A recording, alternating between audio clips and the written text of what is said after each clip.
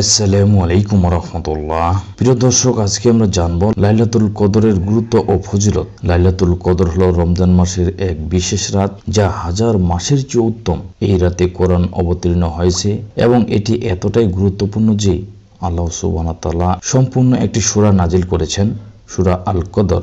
আল্লাহ তাআলা সূরা আল কদরে বলেছেন, নিশ্চয় আমি কোরআনকে লাইলাতুল কদরে নাজিল করেছি। সূরা আল কদর আয়াত 1। এই আয়াতে আল্লাহ স্পষ্টভাবে উল্লেখ করেছেন যে কোরআন এই রাতে অবতীর্ণ হয়েছে। এটি ইসলামের সর্বশ্রেষ্ঠ রাতের অন্যতম কারণ। তুমি কি জানো লাইলাতুল কদর কি? সূরা আল কদর আয়াত 2।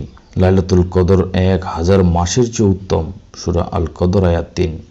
1000 মাস মানে 83 বছর 4 মাস, যা এক ব্যক্তি পুরো জীবনদশার সমান।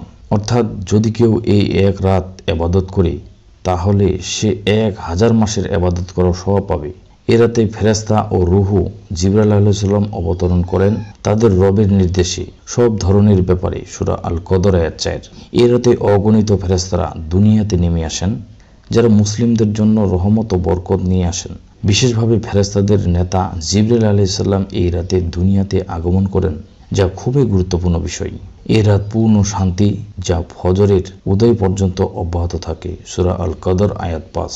এ রাতে আল্লাহর পক্ষ থেকে রহমত ও শান্তি বর্ষিত হয়। শয়তান এই রাতে মানুষকে ধোঁকা দিতে পারে না, তাই এটি শয়তানের কুমন্ত্রণা থেকে মুক্ত একটি নিরাপদ রাত। হাদিসের আলোকে লাইলাতুল কদরের গুরুত্ব। এই রাত গুনাহ মাফের সুবর্ণ সুযোগ।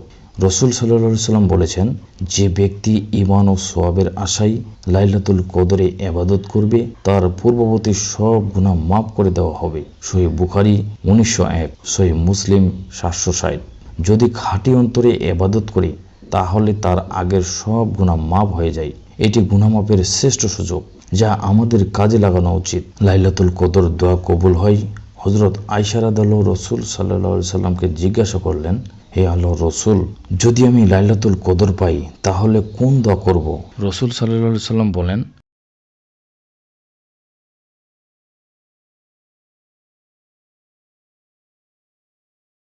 হে আল্লাহ, তুমি ক্ষমাশীল, তুমি ক্ষমা করতে ভালোবাসো, তাই আমাকে ক্ষমা করে দাও। তিরমিজি 3513, ইবনে মাজাহ 3850। এই দোয়াটি লাইলাতুল কদরে সর্বোত্তম দোয়া, কারণ এটি আমাদের গুনাহ মাফের মাধ্যম। এই রাত যত বেশি পারি দোয়া করা উচিত। লাইলাতুল কদর রমজানের শেষ দশকের যে কোনো বিজোড় রাতে।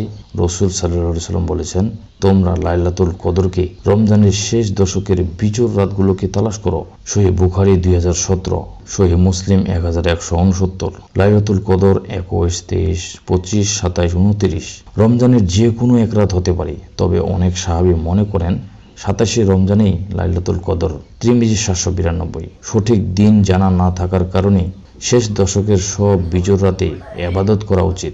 লাইলাতুল কদরে করণীয় ইবাদত: বেশি বেশি তাহাজ্জুদ নামাজ পড়া, কোরআন পড়া ও বোঝার চেষ্টা করা, গরিবদের সাহায্য করা ও দান করা। আমাদের উচিত এই রাতে প্রতিটি মুহূর্তে ইবাদতে কাটানো। শেষ দশকের বিজোড় রাতগুলোতে বেশি বেশি ইবাদত করা উচিত, যেন আমরা লাইলাতুল কদর পেতে পারি। আল্লাহ তাআলা আমাদের সবাইকে বেশি বেশি আমল করার তৌফিক দান করুন। আমিন।